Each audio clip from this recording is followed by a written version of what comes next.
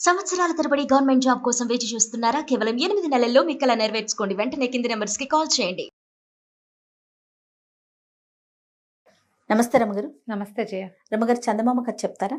చిన్నప్పుడు ఎప్పుడో ఒక కథ చదివాను జయ నేను. చాలా ఏళ్ల క్రితం. మా ఇంట్లో పుస్తకం కాదు. నేను ఎవరింటికో వెళ్తే వాళ్ళ ఇంట్లో పరమ పాత పురాతన పుస్తకం చందమామోడు దొరికింది. ఏదో పేరెంటాం. నాకు ఒక 8 ఏళ్ళు 9 ఏళ్ళు ఉంటాయి. 5th క్లాస్ ఖచ్చితంగా కాదు, 3rd or 4th అంతే. అయితే ఆ పుస్తకం అక్కడ ఒక చోట కూర్చొని చదివాను. రమగారు, చిన్నప్పటి నుంచి మీకు ఇంట్రెస్ట్ ఏనండి? 5 ఏళ్ల నుంచి పుస్తకం ఎక్కడ కనిపిస్తే అది ఎక్కడైనా సరే ఎవరిదైనా సరే, ప్లీజ్ 5 నిమిషాలు అది ఏ పుస్తకమైనా చదివేసుకుంటారు. చదివేస్తాను. సహజంగా ఆ వయసులో ఆటలు, అల్లరి చేయటం, పాడు చేయటం అవన్నీ ఉన్నాయి. అందులో మాకు ఎక్కడ తగ్గే పని లేదు. అదే పుస్తకం ఒక కథ మీద ఆసక్తి జయ. మా ఇంట్లో అందరికీ ఉంది. అది ఎట్లా వచ్చిందండి మీకు? ఏమో మరి అడగలేదు నేను ఈ ప్రశ్న. 2 ఏళ్ళు 3 ఏళ్ళు అప్పటి నుంచి కథలు చెప్పేవాళ్ళు జయ. అంటే ఇప్పుడు నేను ఒక పిల్లనే అనుకో, ఒక పిల్ల కథ వేరు. ఒక 6-7 వరుసగా పైనుంచి కింద దాకా ఉన్నారనుకో, పెద్ద పిల్లల్ని అనుసరించుకుని చిన్న పిల్లలు ఉంటారు. జనరల్ గా జరుగుతుంది. నువ్వు మీ అక్కయ్యల వెనకాల నీకు తోకపుచ్చుకుని తిరగటం అంతే. ఈ తోకపుచ్చుకు తిరిగేటప్పుడు ఏమవుతుంది, ఈ పై రకాలన్నిటికీ కథలు చెప్పడానికి కూర్చోబెట్టేవాళ్ళు. మధ్యలో మా పాలేళ్ళు కథలు వినడానికి, మా కజిన్స్, మా పెద్దక్కయ్య చెప్పేది, వసంత చెప్పేది, మా నాన్న చెప్పేవారు, ఎవరో ఒకళ్ళు చెప్పేవాళ్ళు. సినిమాకి వెళ్ళొస్తే మా కజిన్ శ్రీకాంత్, వాడిని తలుచుకున్నప్పుడల్లా అదే గుర్తొస్తుంది. లేడు పాపం అప్పుడు మా రంగపిన్ని గారి శ్రీకాంత్. కానీ వాడు ఏదైనా ఈ సినిమా పౌరాణిక సినిమా చూస్తే నర్సక అదేమిటే నాకు అర్థం కాలేదు అని వచ్చేసేవాడు. మా పెద్దక్కయ్య వాడికి భారతం కథ అంతా వివరంగా చెప్పేది. సినిమా అర్థం కావాలి. సినిమా చూసేసేవాళ్ళం. రామారావు, కాంతారావు కనపడతారు. స్టోరీ అర్థం కాదు, వాడికి అర్థమయ్యేది కాదు. మా పెద్దక్కయ్య విని నర్సక్క అనేవాళ్ళు. మాకు పెద్దక్కయ్య కానీ అందరికీ నర్సక్కే. వచ్చి నర్సక్క రావే కథ చెప్పవే నర్సక్క అని కూర్చునేవాడు. వాడితో పాటు విని కొన్ని. ఇప్పుడు ఈ పెద్ద పిల్లలందరినీ కూర్చోబెడతారు అన్నాలు పెట్టేటప్పుడు కథలు. సాయంకాలం పెందరాళ్ళే పడుకునేవాళ్ళం. కరెంటు తక్కువ. రాత్రిళ్ళు సినిమాల టీవీలో ఏముండేవి. పెద్ద పిల్లలతో పాటు చిన్న పిల్లలు ఆటోమేటిక్గా కథలు వినేవాళ్ళు. నాకు కొంచెం 5వ ఏటకి స్కూల్కి వెళ్ళే నాటికి చదవటం వచ్చు. చదవటం నేర్పించేశారు. స్కూల్కి వెళ్ళే నాటికి స్కూల్కి వెళ్ళి నేర్చుకోవాలా మేము, మాకు ముందే వచ్చు. అదేలే. 5 నిండే నాటికి నేను చకచకా వాక్యాలు చదవటం వచ్చేసింది. తెలుగు వచ్చింది బాగా. మరి మా ఇంట్లో ఉన్నారు చాలా మంది ఇలాంటి వాళ్ళే. సో నాన్నగారి నుంచి వచ్చిందంటారు? అక్కయ్య నుంచి నాన్నగారి నుంచి అక్కయ్యలకి వాళ్ళ నుంచి మా అమ్మ నాన్న ఇద్దరికి పుస్తకాలు పిచ్చుంది. మా అక్కయ్యలందరికీ బుక్ రీడింగ్ హ్యాబిట్ ఉంది. మా ఇంట్లో మా పిల్లలు కూడా ఉంది. అందరూ మీకులాగానే చెప్తారా రమ్మగారు? అంటే బుక్ రీడింగ్ వేరు, చెప్పే విధానం వేరు కదా. స్టోరీ ఇప్పుడు నాకు స్టోరీ తెలుసు, కానీ చెప్పే విధానం వేరు ఉంటుంది. మీకులాగానే చెప్పగలుగుతారు అక్కయ్య వాళ్ళు? మా పెద్దక్కయ్య, వసంత మా 5వ అక్కయ్య, వీళ్ళిద్దరూ చాలా బాగా చెప్తారు. మా నాన్న కూడా కథ చాలా బాగా చెప్పే పద్ధతి. ఆయన ఎవరైనా వినేసేలాగా చెప్పగలిగే కథ విధానం. అందుకనే అయి ఉంటుంది. అది వచ్చింది. అది మా నాన్న పోలికలు ఏమి రాలేదని చాలా బెంగగా ఉంటుంది నాకు. ఇంత మంచి ఇది వచ్చింది. నాకు రౌండ్ ఫేస్లు ఇష్టం చేయ. నేను ఎప్పుడు చెప్తా కదా, నిండుగా బుగ్గలు బూరిలో ఉంటే అబ్బాయి పలే బాగున్నారు అనిపిస్తుంది. నాకు సన్న మొహం, నా మొహం నాకు నచ్చదు. అప్పుడు నచ్చేది కాదు, ఇప్పుడు మా నాన్న పోలికి వచ్చిన మా అక్కయ్యలు చూస్తే నాకు కుళ్ళుగా ఉంటుంది, వీళ్ళ రౌండ్ ఫేస్లు అని. సో ఏమి రాలేదనుకుంటాను. ఎంత గుర్తింపు వచ్చే క్వాలిటీ వచ్చింది కదా రమ్మగారు కదా. అవును, మాత్రం మా నాన్నదే వచ్చింది. సూపర్. చదవటం కూడా. ఈ వాళ్ళ ఇంట్లో చదివిన ఈ కథ నేను చాలా కాలం గుర్తుంది నాకు. కాకపోతే మనం చందమామలు అవి ఎలాగా నెల సంవత్సరము గుర్తుపెట్టుకోవాలి ఎవరైనాను.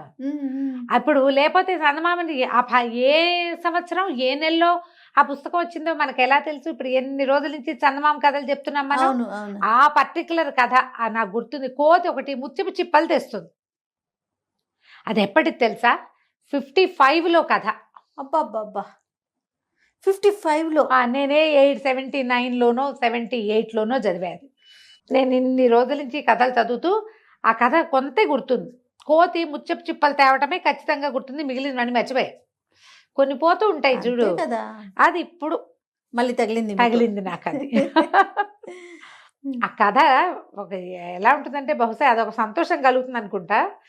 పుస్తకాలు పిచ్చి వాళ్ళకి అనుభవంగా ఉంటుంది. ఆ పర్టికులర్ బుక్ మళ్ళీ చదవడానికి వచ్చేసరికి గూస్ బంప్స్ వస్తాయి జయ. అవునా? భలే సంతోషం వస్తుంది. మీకు నేను ఎప్పుడు చెప్పను ఒక విషయం చెప్తాను రమ్మగారు. మీకు నేను ఆపోజిట్ కాంబినేషన్ రమ్మగారు.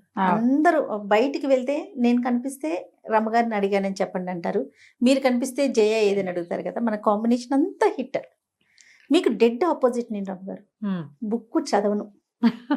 బుక్ అసలు మీరు కూడా అప్పుడప్పుడు కొన్ని బుక్స్ ఇస్తా ఉంటారు కదా, ఏం చదువు మీరు తిడతారని చెప్పి తీసుకుంటా, అసలు దాని మీదకి మనసే వెళ్ళదు రమ్మగారు. అసలు ఆ థాట్ కూడా రాదు. ఇంట్లో పేపర్ చదవండి అని చెప్పి నేను న్యూస్ ప్రెజెంటర్ని కదా, నువ్వు ఒక న్యూస్ ప్రెజెంటర్వి, జర్నలిస్ట్వి, నువ్వు న్యూస్ చదవకపోతే నీకు ఎట్లా తెలుస్తాయి అని చెప్పి ప్రతిరోజు తిట్లు పడతానే ఉంటే నాకు నాకు అటు ఫోకస్ చేయలేను. మీ పుణ్యవాణి ఎన్ని కథలు వింటున్నానంటే నేను న్యూస్ కూడా చదువుతా జయ. అదే మీరు చెప్పేటప్పుడు నేను ఎంజాయ్ చేస్తాను అనమాట. అంటే బుక్ చదవాలి, బుక్ చదవబట్టే కదా ఇన్ని స్టోరీస్ మీరు చెప్పగలుగుతున్నారు. అవును, అది చాలా హ్యాపీగా మనసులో అనుకుంటాను, ఎంత డెడ్ ఆపోజిట్ కాంబినేషన్ మన ఇద్దరు. నేను న్యూస్ పేపర్ కూడా అంతే శ్రద్ధగా చదువుతాను జయ.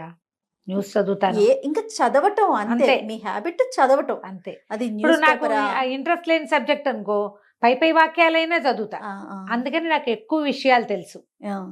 చాలా నాలెడ్జ్ ఉండటానికి కారణము ఏమిటో నా విజ్డమ్ తెలివితేటలని అనుకోవద్దు. ప్రధానమైంది దానికి సంబంధించిన కొంత విషయాన్నైనా నేను చదువుతాను. చదవటం చాలా మంచి హ్యాబిట్ కదండి. అదే కదా విషయ పరిజ్ఞానం. అదే పరిజ్ఞానం ఎక్కడి నుంచి వస్తుంది? దీనివల్ల చదవటం. నాకు మీలాంటి గెస్టులు అందరితో మాట్లాడి నేర్చుకుంటాను నేను. చదవటం తక్కువ. నీకు అవకాశం అవసరం ఏముంది ఇప్పుడు జయ? కానీ అట్లా అది కరెక్ట్ కాదు కదా. కరెక్ట్ కాదంటే ఇప్పుడు వింటావుగా, ఒకే విషయం మీద 5-6 గెస్టుల దగ్గర వింటారు మీరు. యాంకర్లకు ఉండే బెనిఫిట్ అదే.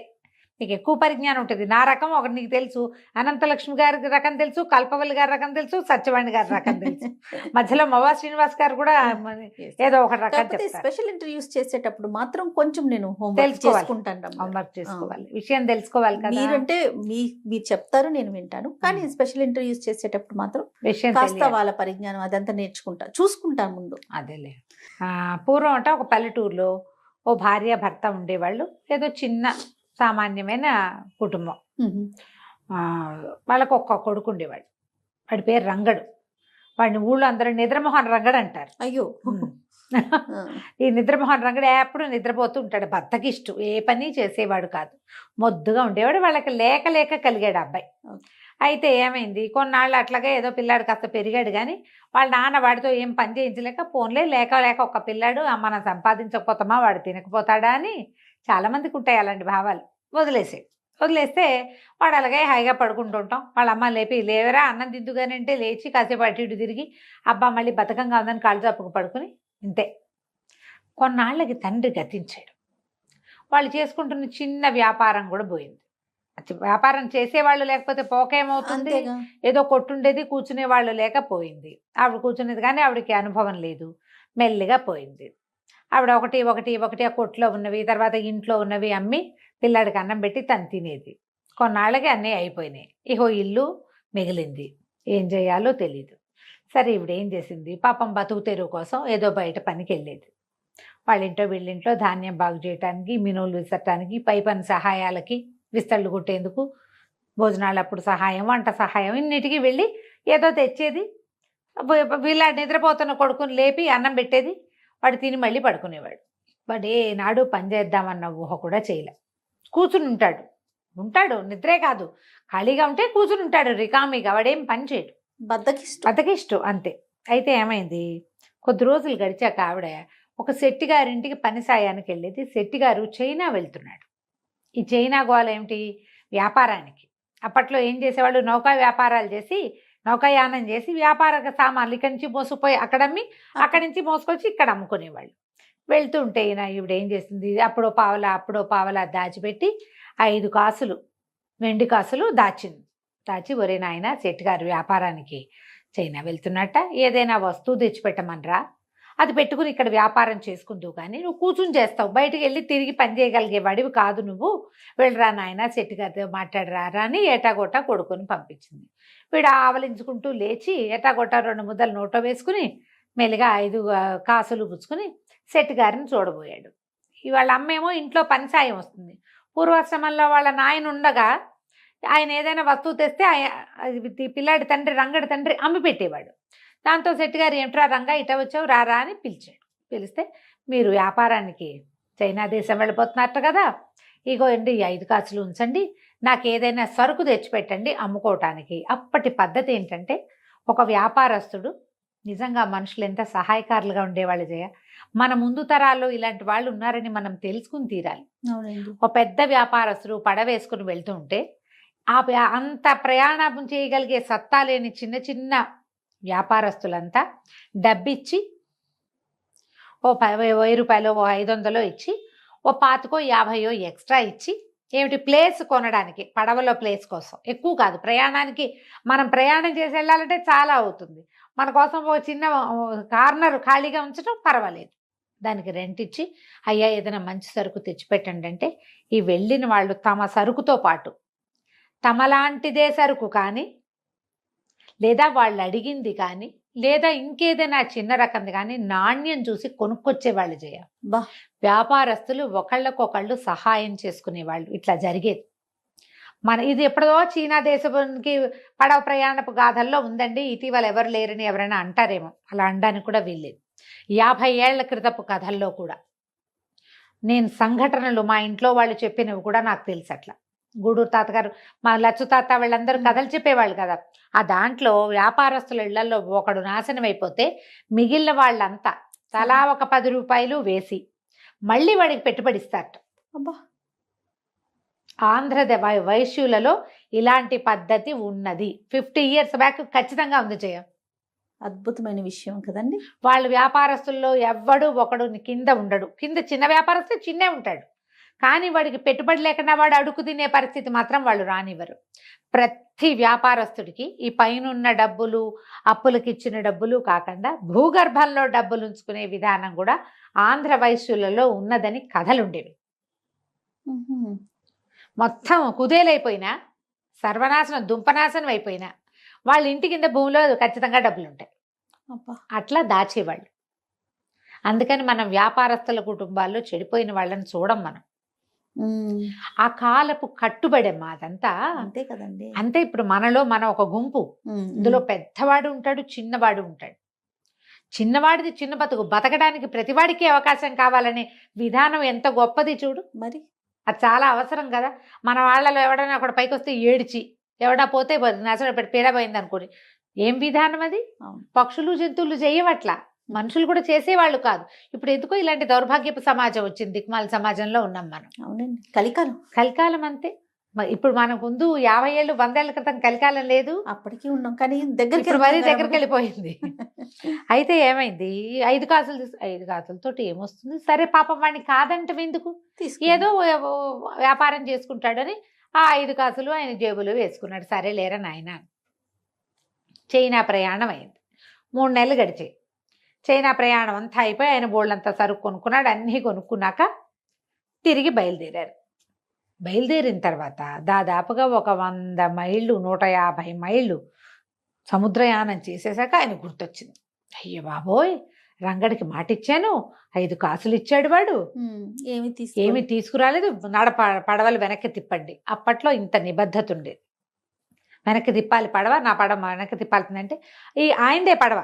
మిగిలిన వాళ్ళంతా గోల్బెట్టారు, అయ్యా ఇంత దూరం ప్రయాణం చేసి వచ్చాం చచ్చి చెడి, మళ్ళీ ఇంత దూరము వెళ్ళాలా, మళ్ళీ రావాలి వెళ్ళాలి రావాలి, ఒక 150 తోటి పోదు, వచ్చిన 150 వృధా, వెనక్కి 150 వృధా, మళ్ళీ 150 వృధా, అంతే. ఎంత ప్రయాణం అయిపోయింది. అంటే ఈయన ఏమన్నాడు, అది కాదు వాడు పాపం పేదవాడు, 5 కాసులు ఇచ్చాడు, ఏదైనా తెచ్చిపెట్టమని. వాడి పేరుతో ఒక్క సంచి లేదే ఈ పడవలో, వాడిచ్చిన 5 కాసులు మాత్రం చిల్లరగా నాకు ఉపయోగపడ్డాయి కదా. ఆయన కాదన్నాడు. మిగిలిన వ్యాపారస్తుల్లో తలా ఒక మాట అన్నారు. వాళ్ళంతా ఏమన్నారు, వద్దండి 5 కాసులతో ఏమొచ్చాయని చెప్పండి వస్తువు, ఓ పని చేద్దాం, మేము ఉన్నాం కదా 15 మంది ఉన్నాం, తలా ఒక 5 బంగారు కాసులు ఇస్తాం పిల్లడికి, వాడేదో బతుకుతాడు అక్కడే. 15 మంది 15 5 అంటే ఎన్నైనాయి, బోల్డ్ అయిపోయింది కదా. సరే ఈ కాసులు మేము ఇస్తాము, మీరేం ఆలోచించబాకండి, పదండి అంటే ఇక ఆయన అన్యమనస్కంగానే, ఆయనకి ఇష్టం లేదు అట్లా చేయటం, కానీ ఇంకో దారి లేక సరే ప్రయాణాన్ని నడిపించారు.